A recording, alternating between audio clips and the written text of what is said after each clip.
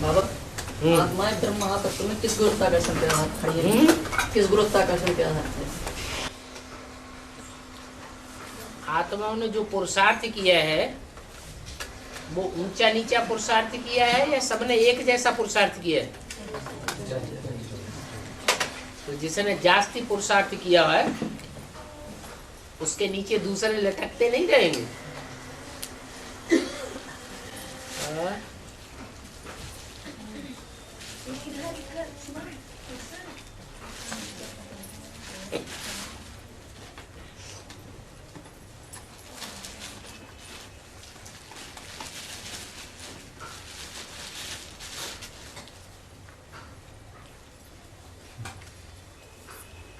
कोई ने प्रश्न किया है कि जो अमृत वेले का क्लास होता है उसमें बाप टीचर सदगुरु पार्ट बजाता है, तो क्या शाम के क्लास में नहीं बजाता है?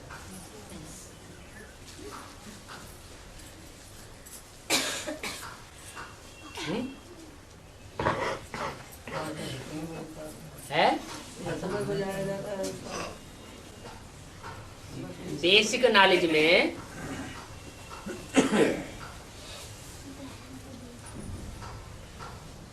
सन 76 तक या उससे पहले टीचर का पार्ट था? है? नहीं था। उस समय अमृत वेला था या नहीं था? है? है? अमृत वेला तो था। अमृत वेला था तो 100 साल का होता है उनका उसमें तो सारा अमृत वेला। बाप प्रत्यक्ष नहीं था। बाप के प्रत्यक्ष होने से पहले, ज्ञान सूर्य के प्रत्यक्ष होने से पहले अमृत वेला होता है। और ज्ञान सूर्य प्रत्यक्ष ही ना हो तो अमृत वेला भी नहीं।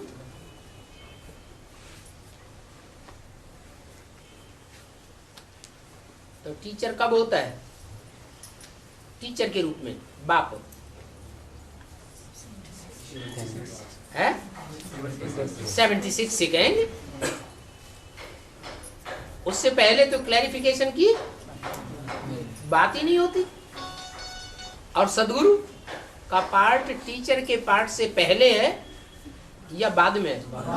बाद में। सदगुरु का पार्ट तो बहुत सख्त पार्ट है।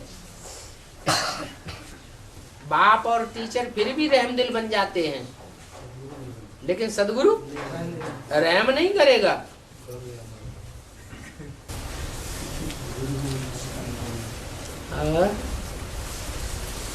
तो बाबा सदगुरु को कैसे चलेगा पास?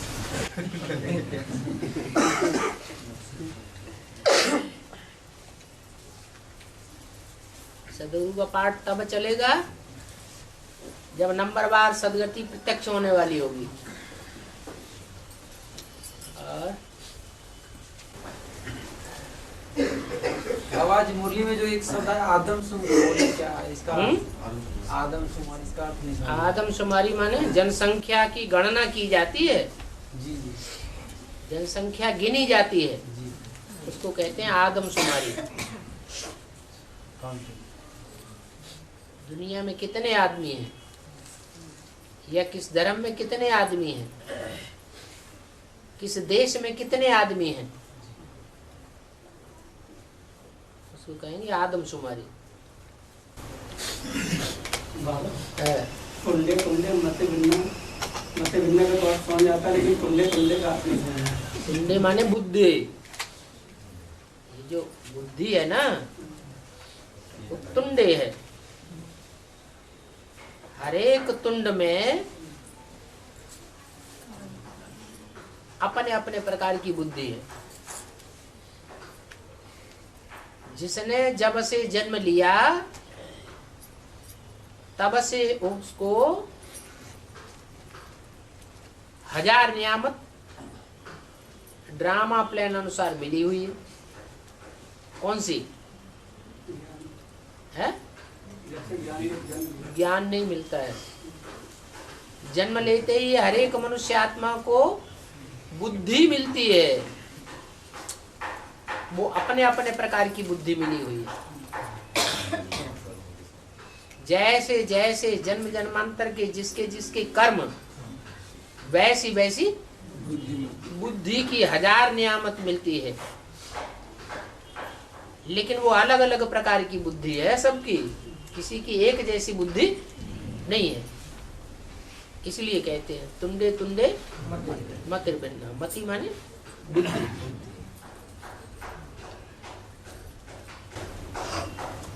और बाबा हद में जो बताते हैं राम सेतु बना पानी के ऊपर, जो वो पुल बांधा गया, बेहद में पुल किसे माना जा रहा है? ज्ञान का पुल। भक्ति मार्ग में तो लंका में समझते हैं रावण का राज्य था, लेकिन ज्ञान मार्ग में रावण राज्य का गढ़ कहाँ है?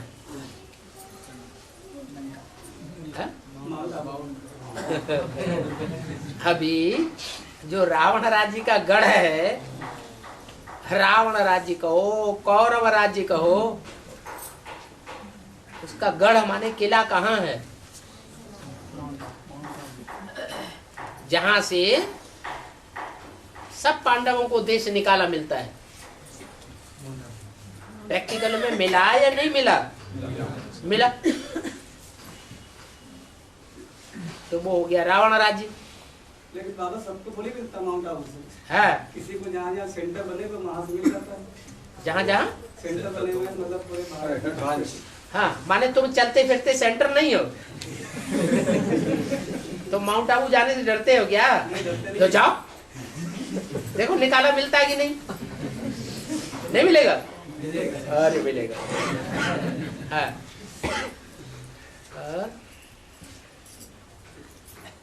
तो रावण के दरबार से विभीषण को देश निकाला मिलता है, धृतराष्ट्र के दरबार से पांडवों को देश निकाला मिलता जरूर है। तो वो हो गई लंका रावण की। और जहां भगवान बाप बैठ बच्चों को पढ़ाते हैं, उसको तो लंका नहीं कहेंगे, बाबा कहते हैं कि सोने की लंका, उसको रावण का राज्य नहीं कहेंगे। बाबा कहते हैं पहले रावण पूरी की बात लंका सोने पहले पूरी बात सुन लिया करो, फिर बीच में बोला करो। दो शब्द हैं, राम और रावण। राम की पाला और रावण की पाला। तो लंका में तो रावण की पाला हो गई, और राम की पाला जहां राम का वर्चस्व हो।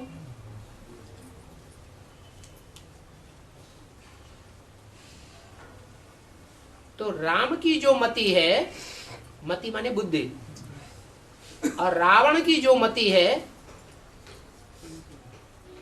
उसमें फर्क क्या है?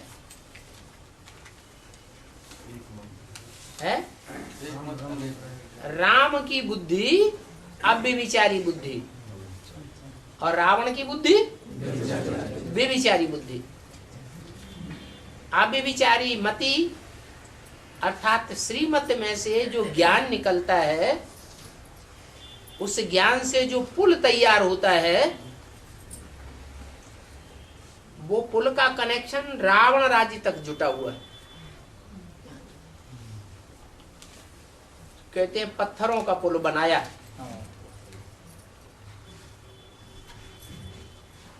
दो बंदर थे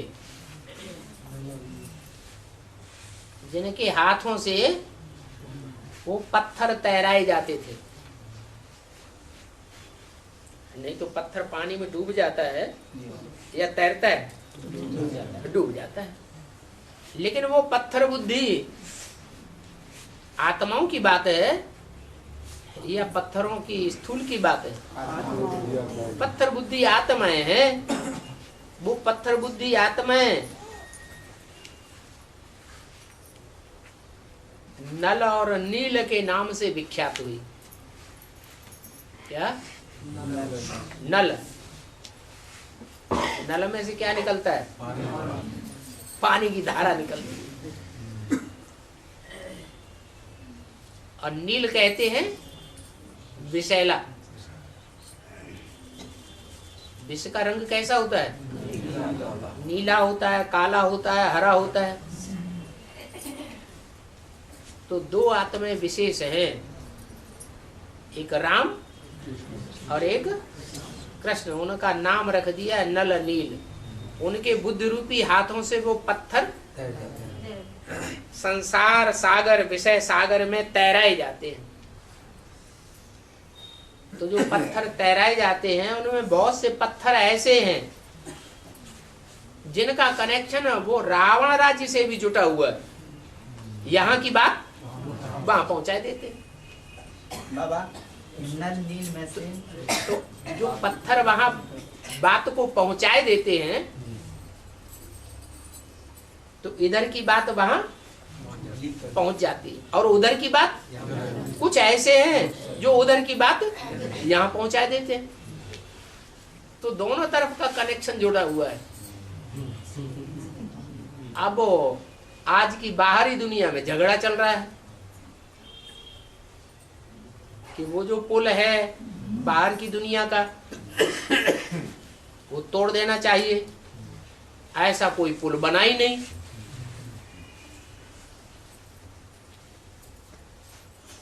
तो वो तो बेहद की बात है। वास्तव में उस तरह का कोई स्थूल पुल बनने की तो बात ही नहीं।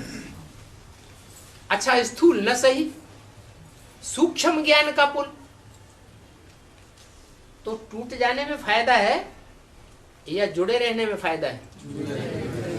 जुड़े रहने में फायदा है। क्यों? क्योंकि अगर उनका उद्धार नहीं होगा तो विश्व कल्याण नहीं कहा जा सकता। पहले अपने परिवार का कल्याण या पहले दुनिया वालों का कल्याण? तो बीके वाले भी किस कुल के हैं? अपने कुल के हैं। बेसिक में हमने जन्म कहां से लिया था? उन्हीं से तो लिया था, उन्हीं ने तो परवरिश की थी। तो पुल टूटना नहीं चाहिए, पुल और समृद्ध अच्छा बनना चाहिए।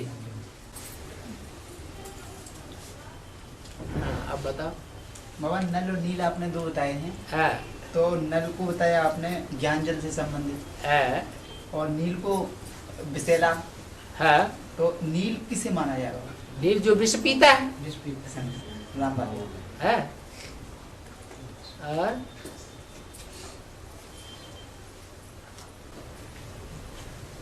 बाबा महाभारत में बलराम का तो जन्म दिखाते थे, कृष्ण का तो दिखाते थे जेल में। है? बलराम है। उनका जन्म तो दिखाते नहीं। क्यों? रोहिणी से जन्म नहीं हुआ? बाबा तो बोलते कि 7 बच्चों को कोस लिया। वो बच्चे अलग है, वो कोई नारायण वाली आत्मा नहीं है। तो राम वाली आत्मा नारायण वाली आत्मा है सतयुग में। नहीं, वो तो सतयुग में नारायण नहीं बनती। सतयुग में बाकी जो 7 नारायण बनते हैं वो तो कब कलाओं वाले नारायण हैं। रोहिणी ने जब योग बल से वो गर्भ धारण कर लिया ट्रांसफर करके, हाँ जी। तो देवी का ही था ना पहले तो। है? देवी के गर्भ में ही था ना पहले तो। हाँ था गर्भ का, लेकिन उस गर्भ की सुरक्षा कर दी ना। तो वो भी तो देवी का ही पुत्र है ना। देव की पुत्र है, लेकिन योग बल कहाँ से ले लिया? अच्छा नक्षत्र कौन सा होता है? रोहिणी नक्षत्र बहुत अच्छा माना जाता है।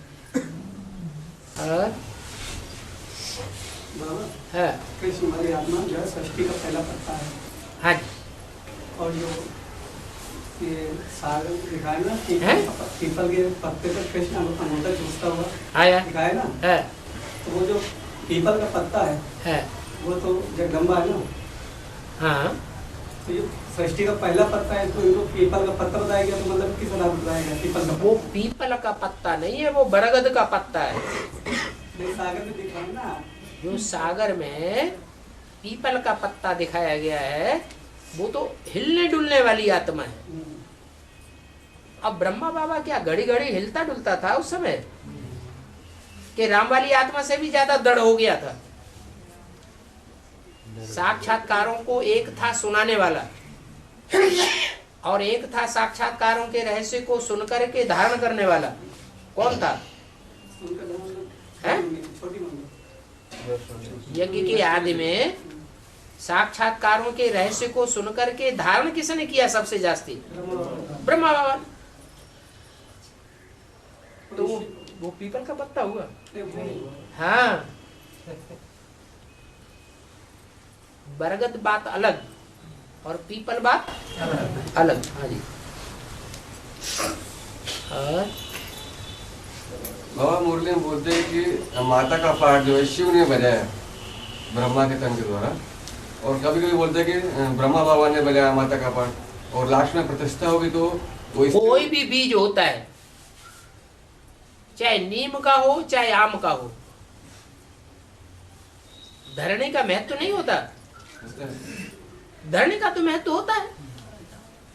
तो ऐसे ही बीज तो शिव है, लेकिन जिस धरणी में प्रवेश किया वो धरणी बुद्धिमान नर कही जाए या दिलवाली कही जाए। बुद्धि में तीखी है या हृदय की भावना में तीखी है? भावना में तीखी है। और लास्ट में प्रतिष्ठा हुई तो वो स्त्री रूप में होती है ना जगदम्बा की। किसकी प्रत्यक्षता होती है? त्रिमूर्ति की लास्ट में। हाँ, त्रिमूर्ति की जब प्रत्यक्षता होती है तो प्रत्यक्षता सबसे पहले बाप की होगी या और मूर्तियों की होगी? बाप की प्रत्यक्षता होती है। हमको भी बाबा ने क्या बताया? पहले पहले किसका परिचय देना है? बाप का परिचय देना।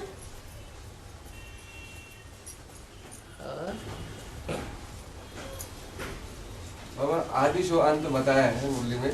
हाँ जी। तो आदि में राजा है घर बार छोड़कर भाग गए रानियों को, तो अंत में रानियां भागेंगे बोला है। ऐसा नहीं बोला कि फिर अंत में राजा ही भागेंगे। ऐसा इसलिए हिसाब किताब पूरा होगा कि नहीं? नहीं होगा। तो कब होगा? क्या वही आत्मा फिर इस शरीर चयन करके स्त्री चला मारे रानी के रूप में? अरे एक जन्म में स्त्री एक जन्म में पुरुष बनते हैं या नहीं बनते हैं? बनते। तो वहां वो पुरुष थे, वो छोड़ करके चले गए। हिसाब किताब बन गया कि नहीं बन गया? अब रानियां बेचारी कहाँ जाए? वो तो हक्की बक्की रह गई। तो वो दुख नहीं होता है? महान दुख पड़ गया। अब वो हिसाब किताब कहाँ पूरा हो? इस संगम युग में आके ये हिसाब किताब पूरा होता है। माना वही आत्मा है फिर। पुरुषार्थ में ऐसा ऊंचा उड़ेंगी जो उड़ीसा के लिए बोला है कि कोई पकड़ न सके।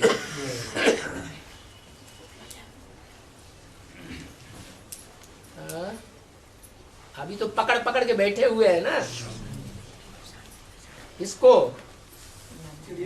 है? चिड़िया को नहीं।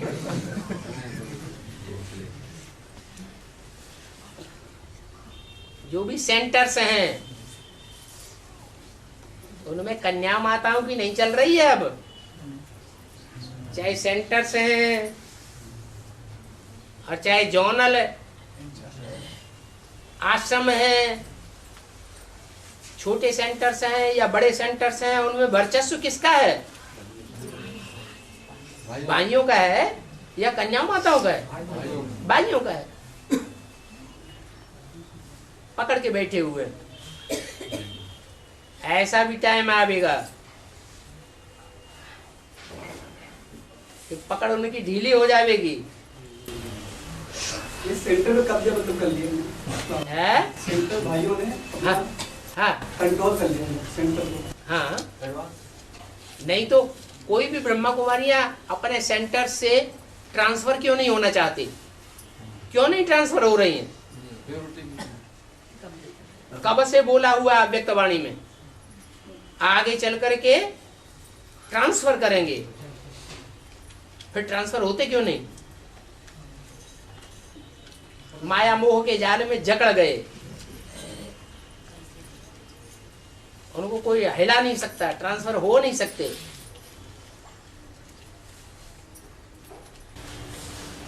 बाबा देखने में आता है इंद्रधनुष के 7 रंग जो दिखाई देते हैं, इनका ब्राह्मणों की बेहद की दुनिया में क्या अर्थ लगाया जाता है? 7 रंग। 7 नारायण ही 7 रंगों वाले हैं।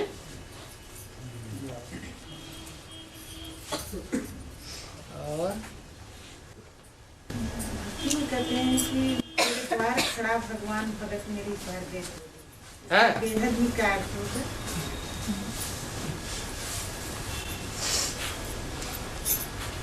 ये कहा भगत भर दे रे झोरी।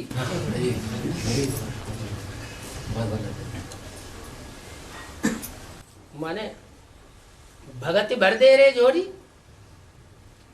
या ज्ञानी भर दे रे झोरी? कौन भर दे रे झोरी है? अरे गायन किसका है? भगत भर दे रे झोरी।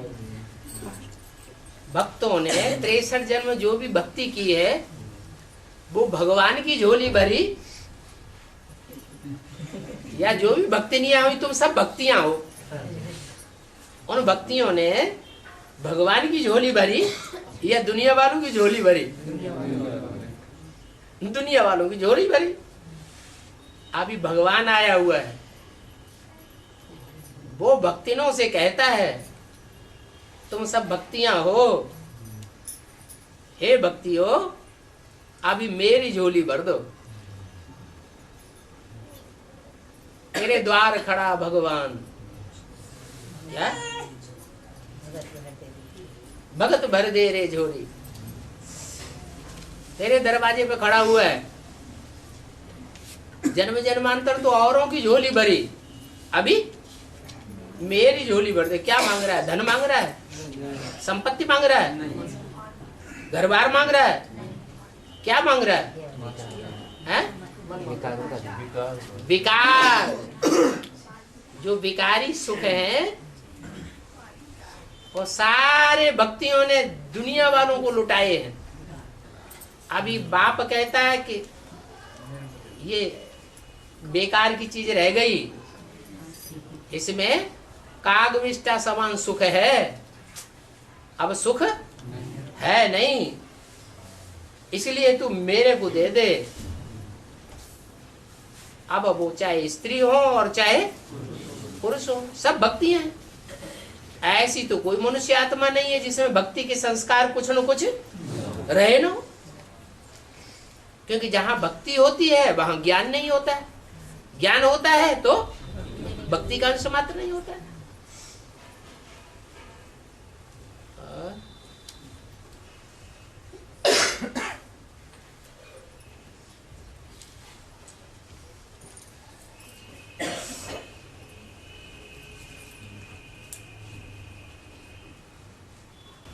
बाबा जो आत्मा जिस परिवार में जन्म लेती है तो दोबारा शरीर छोड़ने के बाद उसी परिवार में जन्म लेती है?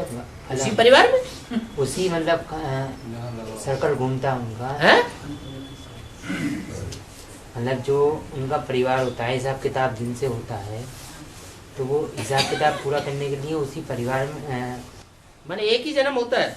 नहीं, बार बार जन्म होता है। पिछले जन्म का हिसाब किताब नहीं है? तो ऊपर से आत्मा उतरती है, ऊपर से जो आत्मा उतरती है हुई उसमें, उस ऊपर से उतरने वाली आत्मा कोई के पीछे उतरी होगी ना। जिसके पीछे उतरी है उसी परिवार में जन्म लेंगे। इब्राहिम के पीछे पीछे जितने भी उतरेंगे वो किस परिवार में जन्म लेंगे? इस्लाम धर्म में ही यहाँ पर जन्म लेते रहेंगे जब तक दूसरा धर्म पिता ना आ जाए, और बाद में भी उतरते रहते हैं। बाबा ये बताया ना विनाश पर जो ना आगे चल के शहर की सार नाम मुश्किल हो जाएंगे, खत्म हो जाएंगे शहर की शहर। हाँ। तो जो आत्मा शरीर छोड़ जाएंगे वो तो पुनर्जन्म लेके शरीर को धारण करेंगे, वो प्रवेश करके जन्म देंगे। जो अकाले मौत में मरेंगी, भूकंप आएगा, मल्टी स्टोरीज मकान गिरेंगे, तो अकाले मौत होगी ना उनकी। तो जो अकाले मौत में मरेंगी उन आत्माओं का ये अंजाम होगा कि वो भूत प्रेत बनेंगे। जो अपने शरीर से है टाइम पर मरेंगे वो जन्म लेंगे। हाँ, अपनी सहज मौत मरेंगी, उनको जन्म होगा। और अंत में तो सहज मौत मरने वालों की संख्या कम होती जाएगी या बढ़ती जाएगी? कम होती जाएगी। उनकी संख्या कम होती जाएगी, और अचानक मौत मरने वालों की संख्या बढ़ती जाएगी। ज्ञान तो सभी बाबा से ले ही है, तो प्रवेश होगी लेगी सभी आत्मा टोटली 500-700 जो प्रवेश करने वाले हैं वो प्रवेश करके ज्ञान लेंगे। जिनका अपना शरीर होगा, जिन्होंने पाप कर्म जन्म जन्मांतर कम किए होंगे, वो शरीर के साथ अंत तक पुरुषार्थ करेंगे। बाबा यहाँ पर बेहद में अकाले मृत कैसे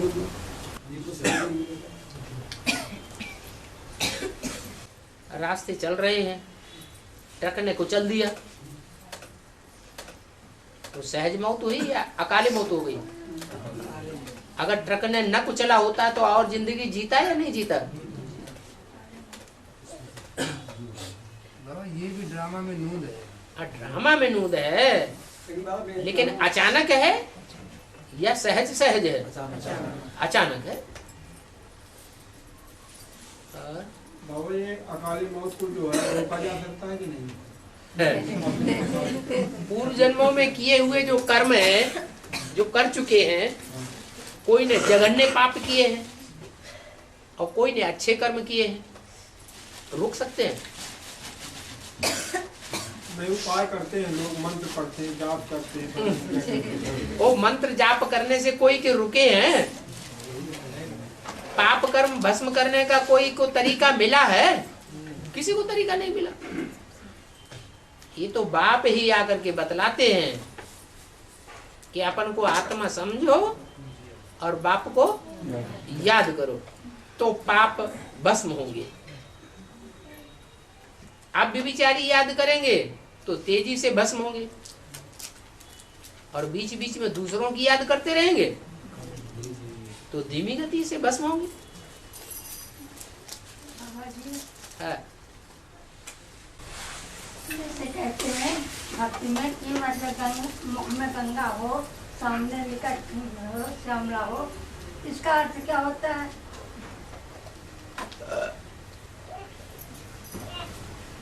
मुख में तुलसी दल हो, सामने गंगा का तट हो, सामना निकट हो, इसका अर्थ क्या होता है?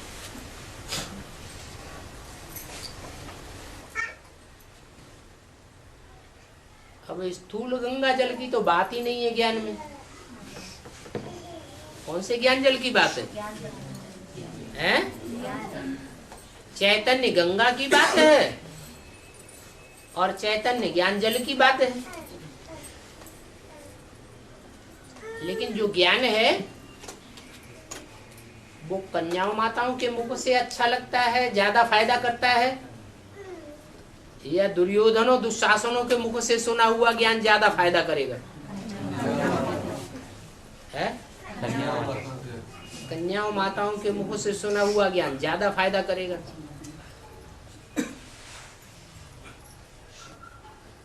इसलिए बाबा भी मुरली में कहते हैं कन्याओं माताओं के मुख से ज्ञान सुनना सुनाना अच्छी बात है, अच्छा लगता है, क्योंकि धारणा ज्यादा कन्याओं माताओं में होती है।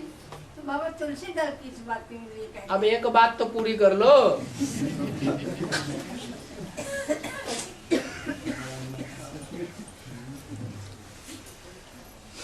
तो ज्ञान गंगा जिसको भगवान के सर पर चढ़ा हुआ दिखाया गया है, वो सर पर क्यों बैठाई गई है? कोई कारण होगा या नहीं होगा? हाँ, जो ज्यादा प्यारा बच्चा होता है उसको माँ बाप प्यार में आकर के सर के ऊपर रख लेते हैं। और प्यार किस बात से आता है? कोई अच्छा काम करने वाला होता है तो उसके ऊपर प्यार आता है।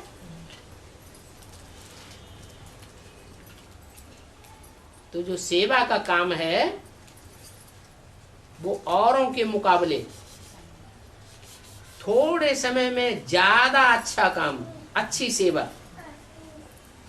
जितनी गंगा ने की है उतनी और कोई ने नहीं की है। क्योंकि गंगा ही निमित्त बनती है बेसिक नॉलेज को पहले ग्रहण करने के लिए और एडवांस ज्ञान को भी पहले ग्रहण करने के लिए। ज्ञान भी पहले सतो प्रधान और बाद में तमो प्रधान होता है। तो एडवांस ज्ञान भी पहले जिस कन्या ने सबसे जास्ती ग्रहण किया वो गंगा है। और वो गंगा जब मैदान में आती है तो बहुत सेवा करती है। उसके मुख से जो ज्ञान निकलता है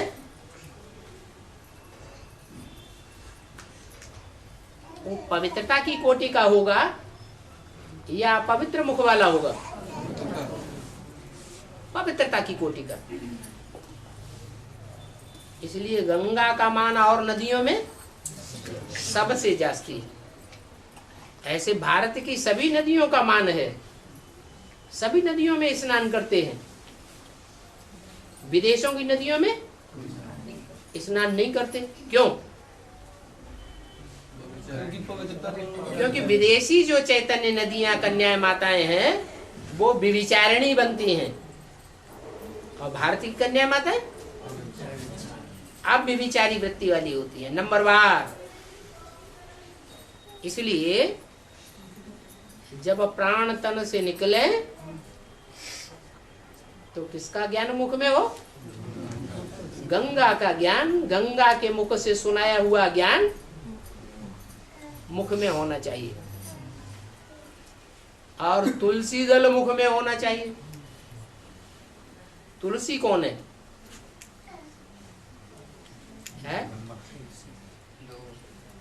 तुलसी एक काली है, एक गोरी है। एक के काले पत्ते और एक के गोरे पत्ते।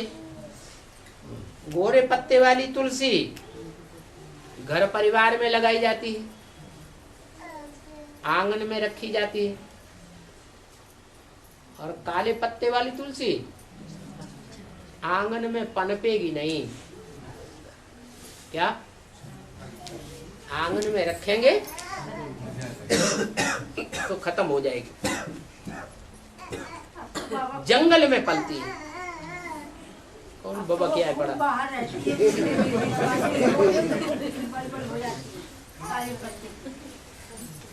अरे इकट्ठे बाबा के आ लिया करो।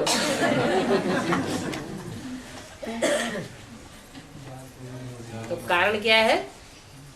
बाबा उसको ज्ञान समझ में आ रहा है बच्चे को? ओ बाप है? छोटे बच्चे को है? ये छोटा बच्चा है। क्या? छोटा बच्चा। हाँ। उसको ज्ञान समझ में आ रहा नहीं आ रहा? ये तो तुम दरवाजे पे खड़े हो जाया करो।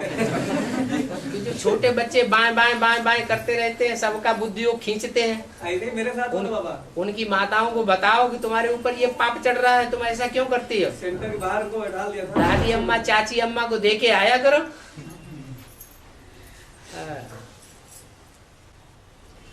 सावरा निकट हो बात ही रहेगी।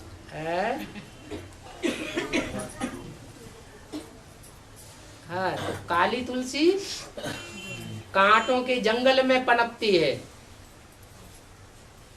घर परिवार में बंध करके नहीं रहती। वो काली है, ज्यादा काले कर्म करने वाली है। और गोरी तुलसी काली तुलसी के मुकाबले इतनी काली नहीं है, लेकिन फिर भी उस तुलसी को आंगन में रखा जाता है। बेडरूम में नहीं रखते।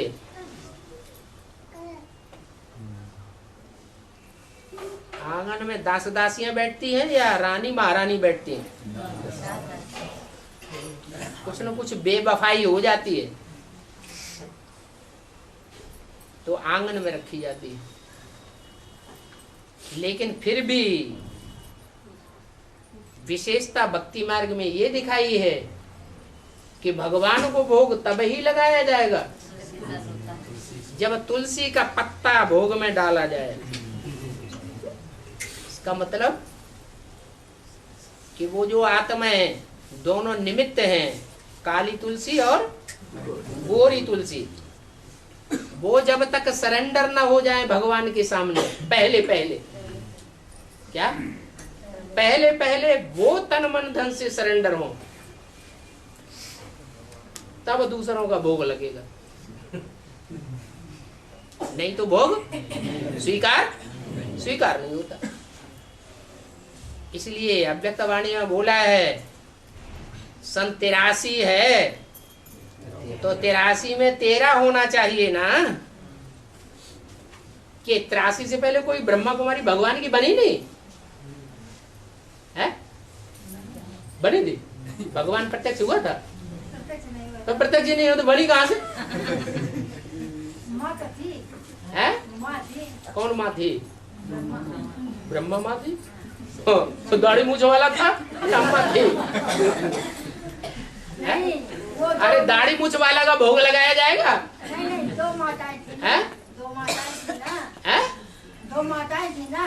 हाँ, तो वही तो थी। उनका पार्ट खुल गया था? पार्ट तो नहीं खुला था। फिर मानेगा कौन? जब बाप का ही पार्ट यज्ञ में नहीं खुला तो उन दोनों माताओं को कैसे खुल जाएगा? और ओम का अर्थ क्या है? ओम का अर्थ क्या है? आ ओम, आ माने ब्रह्मा, ओ माने विष्णु, माँ माने महेश।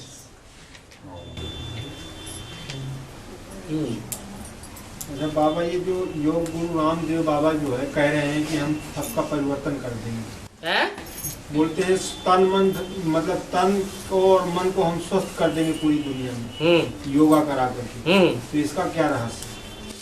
जितने भी शिवो हम कहने वाले भगवान हुए उन सब ने यही तो कहा। क्या कहा? हम दुनिया की मुक्ति दिलाए देंगे। तो वो कह रहे हैं तो क्या बड़ी बात हो गई?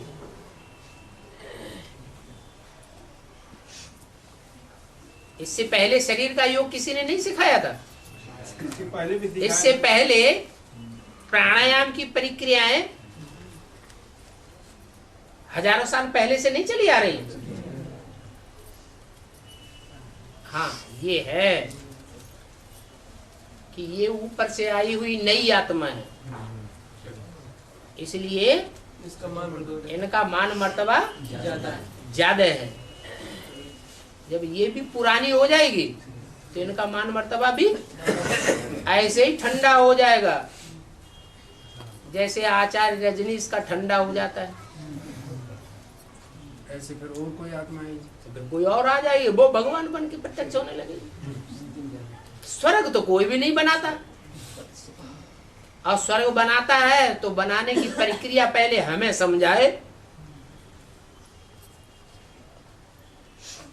हम ऐसे ही मान लेंगे? तो रामदेव के पास कोई प्रक्रिया आपने समझी हो तो बताओ। हमने तो नहीं समझी, लेकिन दुनिया बहुत पीछे दौड़ती है, इसलिए पूछा। दुनिया तो और गुरुओं के पीछे भी बहुत दौड़ती है। दुनिया की तो भेड़ चाल है। और बाबा, मुरली में बोला गया है कि ज्ञान में न चलने वाले परिवार को अगर एक भी बच्चा एडवांस ज्ञान में चल गया तो उसके पीछे पीछे सब आ जाएंगे, पूरा परिवार आ जाएगा। हाँ हाँ, तो वो कब आएंगे? कब आएंगे? जब कभी भी आएंगे।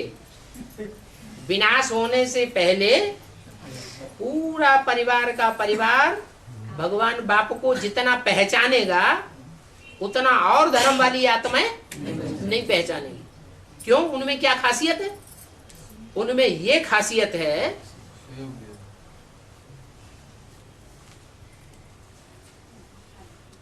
कि जो अलौकिक परिवार वाले ब्राह्मण हैं, बेसिक वाले, वो हमको धक्का देते हैं परिवार से, निकल जाओ बाहर। देखना भी नहीं चाहते, सुनना भी नहीं चाहते। और ये परिवार वाले ऐसे हैं कि विरोध तो करते हैं ज्ञान का, लेकिन हमको धक्का नहीं देते।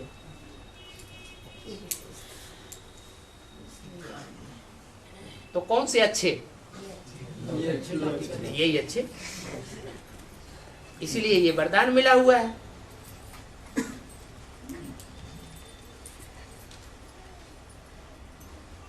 कि पूरा परिवार ज्ञान में चलेगा, भगवान को मानेगा। बाबा वो प्रजावर्ग में आएंगे? नहीं, महाराजा बना देने।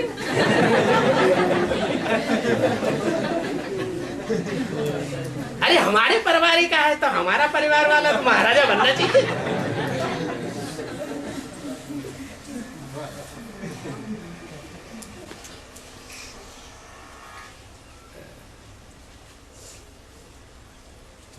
ज्ञान और वैराग है। राम से बड़ा है राम का नाम, राम से बड़ा राम का नाम। और गायन भी राम का है, राम नाम सबसे सत्य मुक्ति है। और सुबह उठते थे पब्लिक राम राम राम राम, ठीक है। फिर अभी राम फेल हो गया, ये तो एक अजीब लगता था सुनने वाला। और ये राम फेल हो गया। राम का नाम तो दुनिया में है, हर जगह राम का नाम है। राम का नाम सर्वोपरि है हर प्रकार से, और राम से बड़ा राम का नाम है।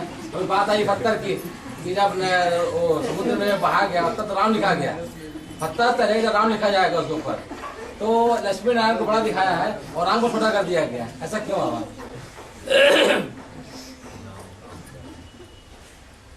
राम का नाम जो है वो नाम किस आधार पर होता है? काम के आधार पर। यज्ञ के आदि में राम वाली आत्मा थी या नहीं थी? थी। कुछ काम करके दिखाया है? काम कुछ करके दिखाया नहीं। जैसे दुनिया में और बड़े बड़े हुए, ऐसे ब्राह्मणों की दुनिया में भी वो बड़े बड़े हो गए, लेकिन काम कुछ भी करके दिखाया नहीं। तो फेलियर कहा जाए या पास होने वाला कहा जाए?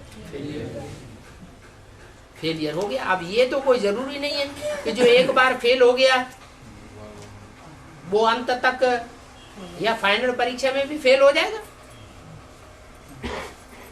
जब पास हो जाता है और औरों के मुकाबले पहले पास हो जाएगा और ज्यादा नंबरों में पास हो जाएगा,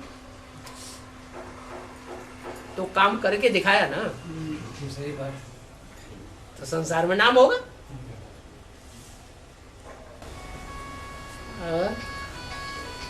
बाबा शास्त्रों में लिखा है कि पार्वती ने शंकर की झोली भरी है। पार्वती ने अव्वल नंबर, पार्वती ने शंकर की झोली भरी। तो अव्वल नंबर पार्वती तो पवित्रता की देवी और देहभान से भी ऊपर है। तो कौन सी शूटिंग का क्या तात्पर्य है?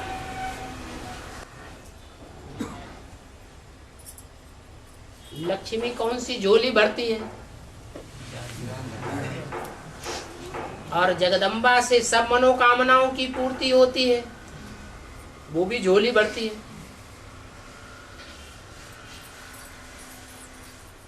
दोनों में श्रेष्ठ कौन है? क्यों? जगदम्बा होनी चाहिए, क्योंकि जगदम्बा से तो सब मनोकामनाओं की पूर्ति होती है। लक्ष्मी क्या है? वो तो एक ही मनोकामना की पूर्ति करती है। लक्ष्मी देवताओं का पक्ष लेती है। ये मतलब नहीं है। श्रेष्ठता के हिसाब से कौन श्रेष्ठ है और कौन नंबर वार की लिस्ट में है? सिर्फ वो तो सिर्फ धन, ज्ञान धन देती है या स्थूल धन देती है, समझ लो भक्ति मार्ग के हिसाब से। ईश्वर का दिया वो देती है। है? एक ईश्वर का दिया वो देती है। हाँ, हमारे पास तो कुछ है ही नहीं। हम किसी की क्या मनोकामना पूरी करेंगे? हमारे पास कखपन है, कचड़ा है, क्या है? क्या है हमारे पास? कचड़ा ही कचड़ा है। हम क्या देंगे दूसरों को? हाँ, भगवान का दिया हुआ अगर हम वो देंगे दूसरों को उसका महत्व समझ करके दूसरों को समझाएंगे तो वो असली चीज थी। इसलिए लक्ष्मी है अव्वल नंबर देवी और जगदम्बा है बाद वाली। जगदम्बा जीवन का लक्ष्य नहीं है। क्या लक्ष्य है? नारी से लक्ष्मी बनना जीवन का लक्ष्य है। जो भगवान का दिया हुआ है वो बांटना है। हमारे पास अपना है, रूप स्वरूप है, और वो रूप स्वरूप के आधार पर हमने किसी को संतुष्ट कर दिया। वाचा है, वाचा के आधार पर हमने सुना सुना के किसी को संतुष्ट कर दिया। ये बड़ी बात हो गई? ये बड़ी बात नहीं है। ये तो जैसे हमने देह अभिमानी की चीज दूसरों को दे दी। इसको आत्मा अभिमानी नहीं कहेंगे।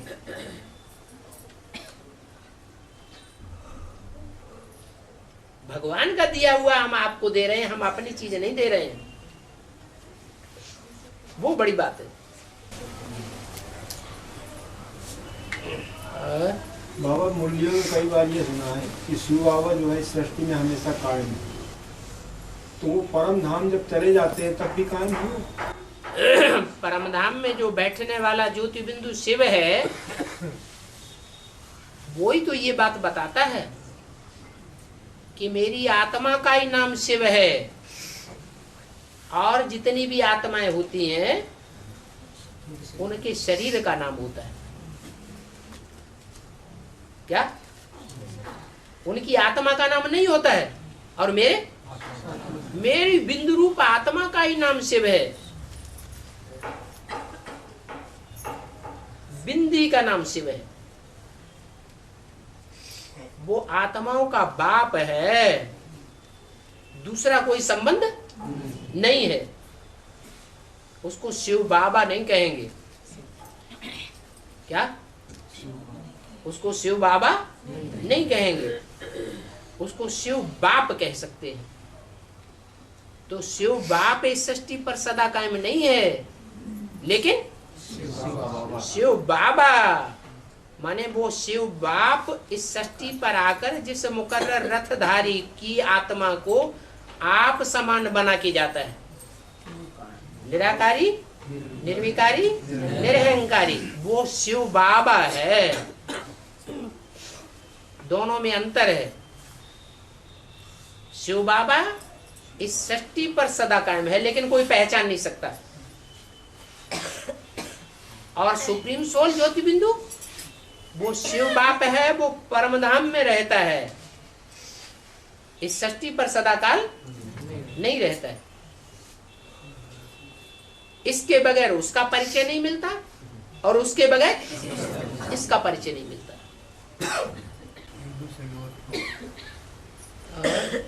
अव्वल नंबर सीता, अव्वल नंबर रावण की जेल में। अव्वल नंबर सीता, अव्वल नंबर रावण की जेल में है। अव्वल नंबर रावण की जेल में। ये कौन सी मुरली में है? अव्वल नंबर सीता, वो तो चलो समझ में आता है।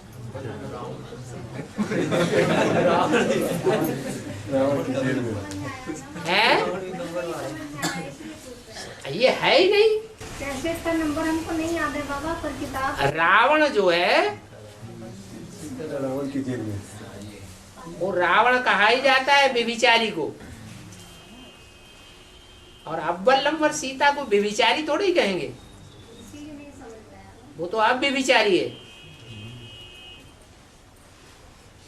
वो जेल में होती ही नहीं है। अगर जेल में अनुभव करे तो उसको साक्षात्कार होंगे, उसको भगवान बहलाएगा।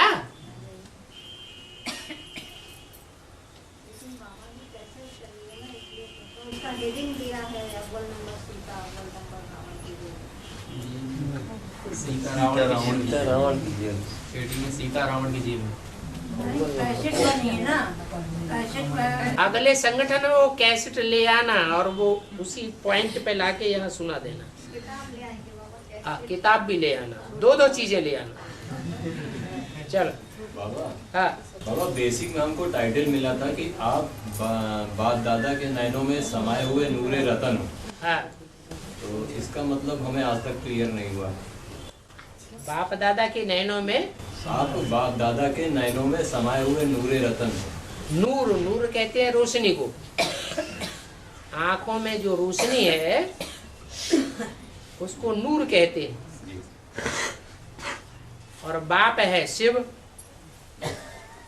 और राम वाली आत्मा के लिए दादा है ब्रह्मा। तो उन बाप दादा का माने ब्रह्मा वाली आत्मा के लिए और शिव बाप के लिए नूरे रतन कौन हुआ है? है? वो यज्ञ के आदि वाली दोनों आत्माएं जो लक्ष्मी नारायण का पार्ट बजाने वाली है, वो नूरे रतन है, नूर है। एक दाईं आंख और एक बाईं आंख।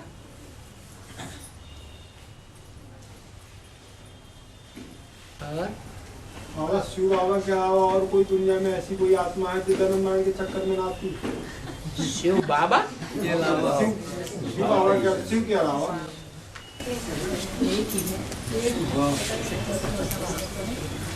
इस सृष्टि पर एक शिव सुप्रीम सोल के अलावा एक भी मनुष्य आत्मा ऐसी नहीं है। अगर होती तो सृष्टि के आदि मध्य अंत का राज बताने योग्य हुई या नहीं हुई? है? हुई। अगर कोई आत्मा जन्म मरण के चक्र में आने वाली नहीं है, कोई दूसरी आत्मा शिव के अलावा, तब तो ठीक है। अगर कोई दूसरी आत्मा है तो जन्म मरण के चक्कर में तो आती ही नहीं। उसको सारे चक्र का ज्ञान होना चाहिए या नहीं होना चाहिए? है? होना चाहिए। तो है किसी को? इसलिए नहीं है। एक शिव ही तुरिया है, सबसे अलग थलग, जो जन्म मरण के चक्र में नहीं आता है। इसलिए वो ही आकर के हमको ये राज बताता है। और बाबा राम वाली आत्मा 84 जन्म कहते तो कौन कौन से 84 जन्म?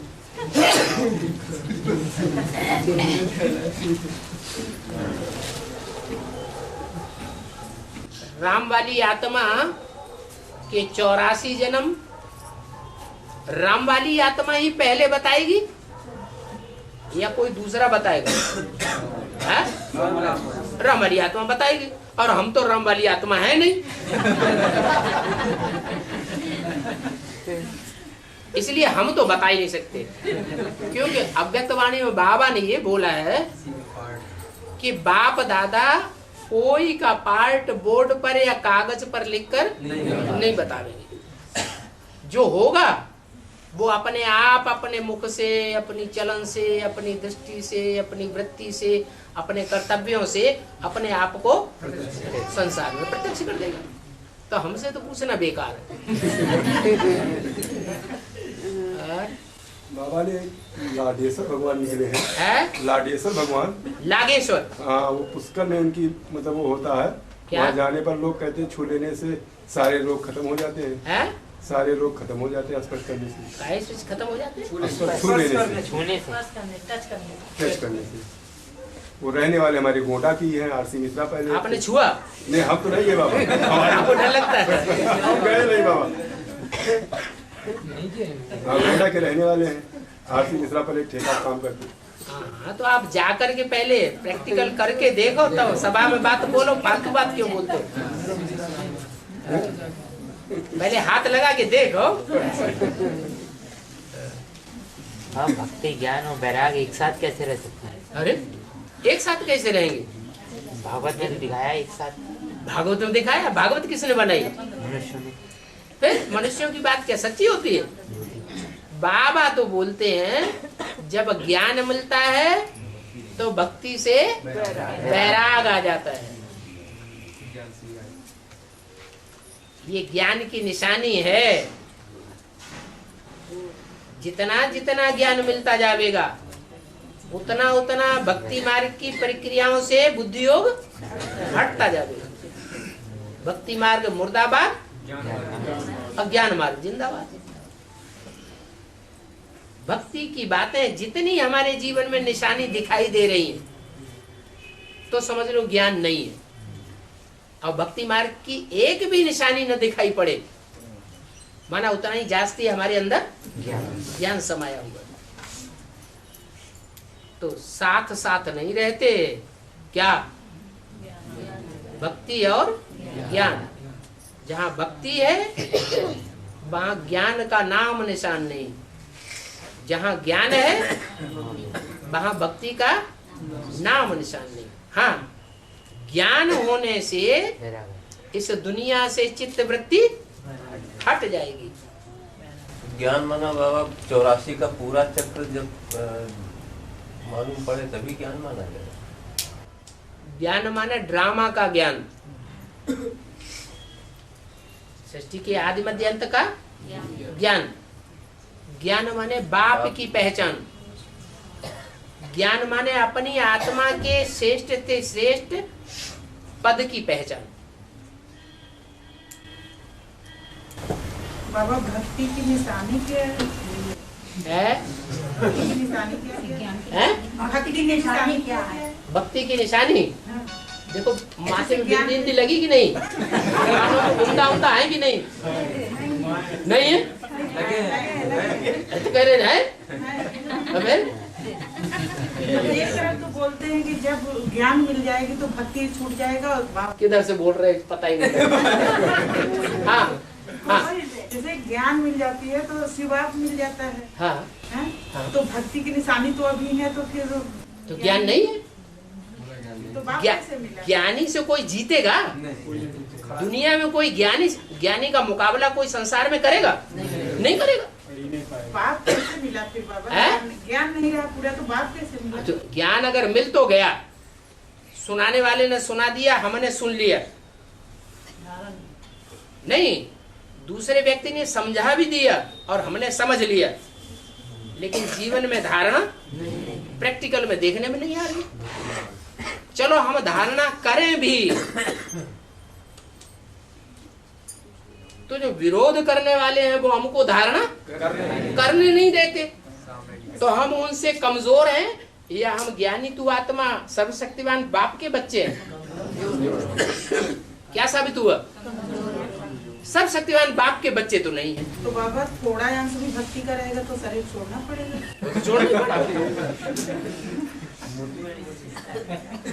आखिरी ये अंजाम होगा कि जिनमें भक्ति के संस्कार होंगे उनको शरीर छोड़ना पड़ेगा।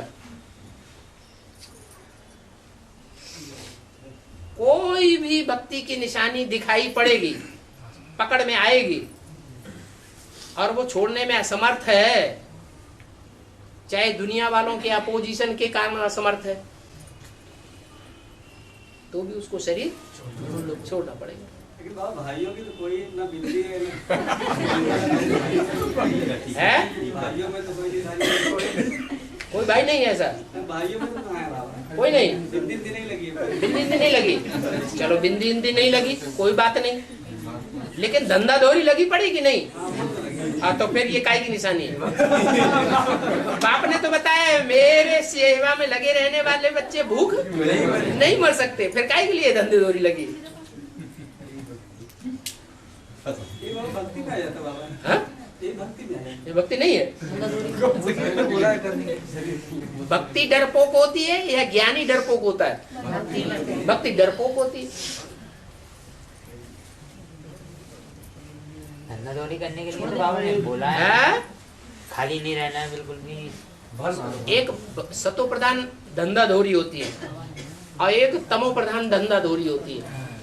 एक धंधा दौरी वो है जिसके लिए मुरली ने बोला सब धंधों में है नुकसान। तो तमो प्रधान है या सतो प्रधान है? वो तो तमो प्रधान है, वो करना जरूरी है? तमो प्रधान आत्मा होगी वो तमो प्रधान को सपोर्ट करेगी, और सतो प्रधान आत्मा होगी तो सतो प्रधान धंधाधोरी को सपोर्ट करेगी, नहीं करेगी? करेगी। कोई नहीं बोला।